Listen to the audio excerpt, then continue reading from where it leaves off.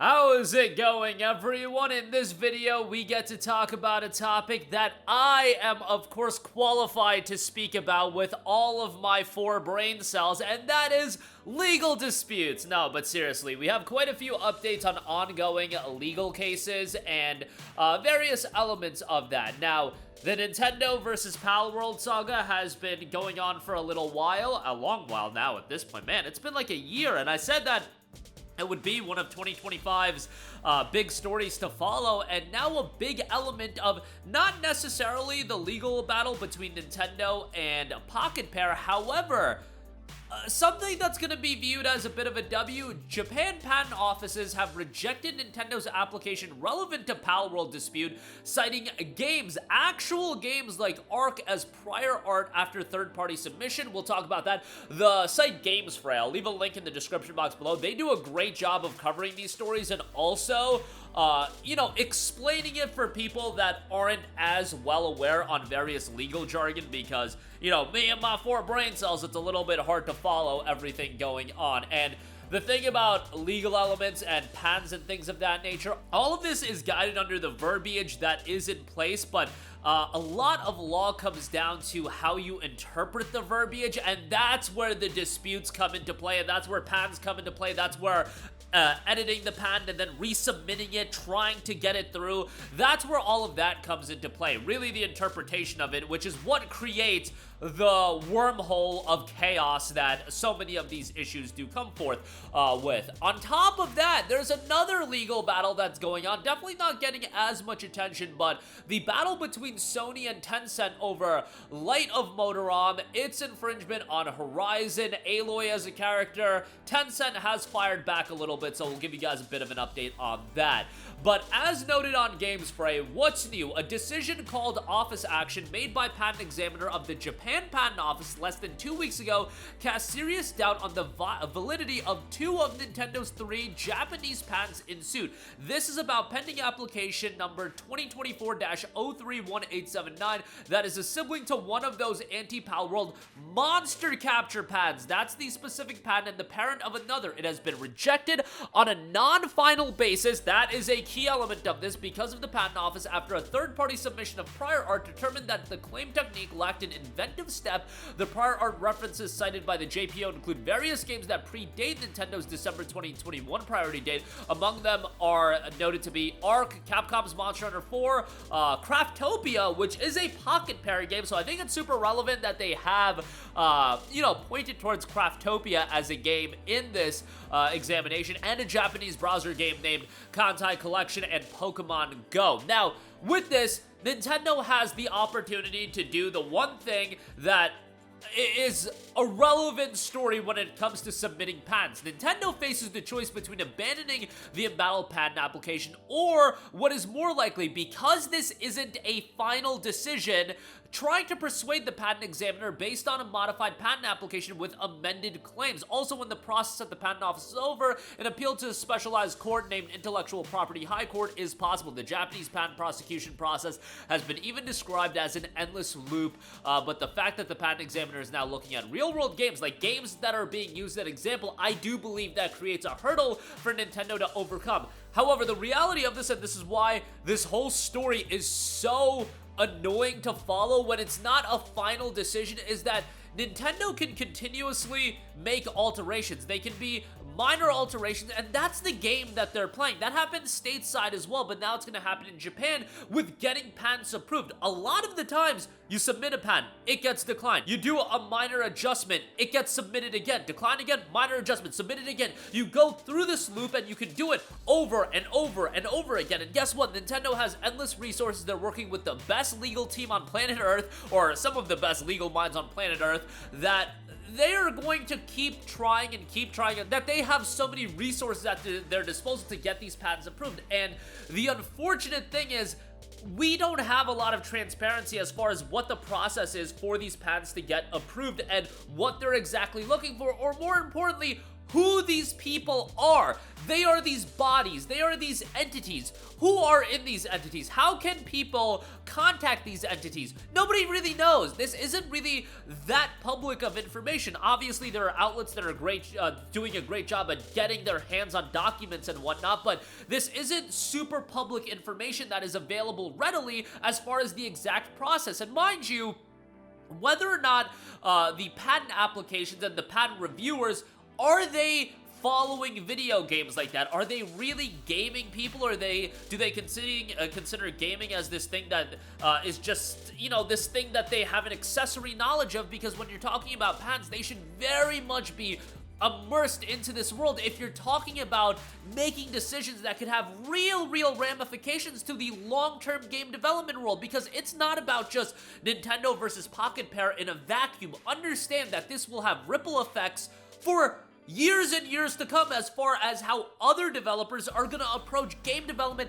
at a fundamental level, at the most ground zero floor level of game development. Because what if they have to worry about the potential? It doesn't even have to be, you know, that they know for a fact that somebody's gonna come after them, but just the potential of an entity like a Nintendo coming after them, that would definitely shake anybody that's like, hey, I'm gonna spend hours upon hours and resources into something that may or may not be successful. But on top of that, what's weighing above you is the potential of, if I use mechanics, then what if it's infringing this patent? It's a worry that no indie developer or smaller scale developer should have to go through. And the worst part about it is that the power to make these decisions is within these entities that we don't really know their qualification level, if they really understand. And this is one thing. Thankfully, Japan is giving us a W here, or a perceived W. Over here stateside, this is still an ongoing legal case between Pocket Pair and Nintendo. That's a separate thing, but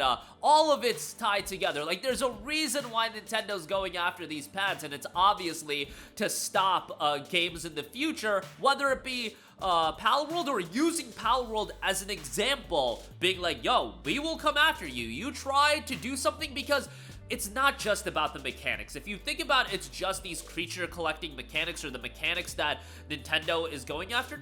I really don't believe it's that. I think you would have to be incredibly naive that it's just because Nintendo woke up one day and they're like, oh, they're coming after these mechanics that we've established so hard.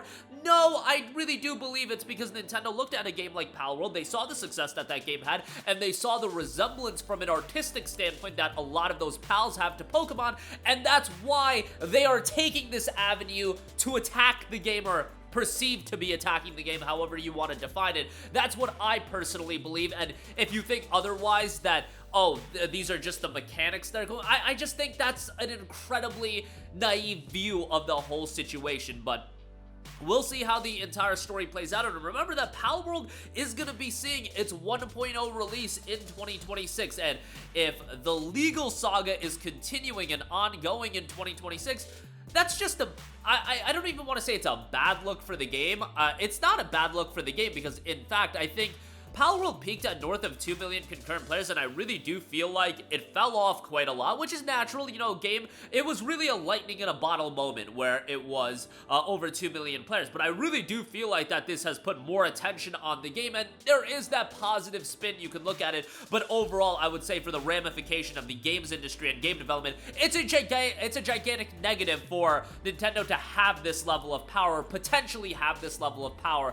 And more than anything, I wish we just got a little bit more transparency as far as who's involved in terms of making these decisions, because I think that would at least give us clarity on, yo, are these people playing video games regularly? You know, it's just questions like that that I do have to always ask whenever I talk about these legal elements, because they've got so much power, and maybe they don't realize how much power that they have, but the decisions that they make can have long-lasting ripple effects to game development as a whole. And that's just from my vantage point as somebody that's not going to break down the legal aspects that well. Just go to Games Frame. They've been following the saga really well, with a lot of the verbiage defined and whatnot. So there you go with that. definitely a story that's going to persist into 2026. And Nintendo's lawsuit with Pocket Pair, certainly something to follow. And Palworld made alterations with their gameplay mechanics. If that has already happened with Palworld, what can happen in the future? And, you know, some games, people are going to view them as, hey, these games also have these similar mechanics, but yet Nintendo aren't going after them. Why is that? Well, I think there is a certain level of being naive if you do think it's just because of the mechanics that Nintendo is going after Pocket Pair and Palworld, and why they're getting more gung-ho about this. Alright, speaking of which, a bit of an update on the Tencent versus Sony lawsuit with which, Light of Motoram, a lot of the pushback on that game has been just at the level of how much it is directly copying Horizon. And Horizon is a pretty unique IP in the sense that, you know, mechanized robo-dinos and whatnot, but from a mechanic standpoint, hey, Light of Motoram looks to be a pretty different game than Horizon. I would offer you guys this, that there is reportedly a Horizon multiplayer game in development on Guerrilla. I would have to imagine that something like that does have that in play. And also, there is the layer of Tencent apparently coming to Sony, wanting to utilize the Horizon IP for a game, being denied by Sony, and then this game coming to fruition. After everything that's been going on, Tencent has filed its reply in support of that motion to dismiss. In new documents filed on October 29th and obtained by the Game Post, the company tells the judge that Sony's claim should be thrown out entirely, arguing the lawsuit targets the wrong parties and is built on speculation about an unreleased game. Well, the game is live on Steam, and again, a lot of this is up to how you interpret the situation. Like, am I a hypocrite for saying Nintendo shouldn't be going after Palworld, but at the same time, you know, I can understand Sony just because of how blatant it is, but also, you know, a lot of the pals in Palworld, you could say, do have that resemblance to Pokemon.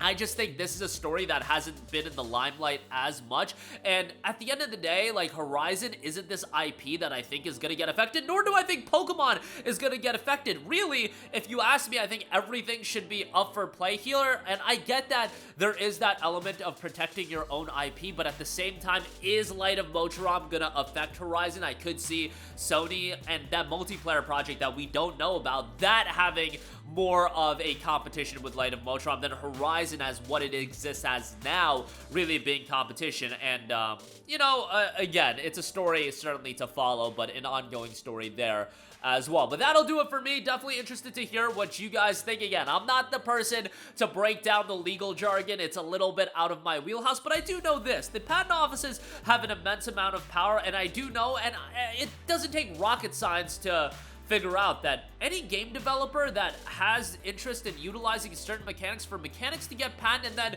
it just being kind of a crap show as far as when is legal action going to be taken versus when is it not. And really, I would rather it to just be a free market for any developer to do anything. I think that's how we're gonna get the most ambitious projects without the weight of, oh, am I gonna get sued looming over their head. But that'll do it for me. Let me know all of your thoughts in the comment section down below. As always, sound off there. Thank you for watching, and goodbye.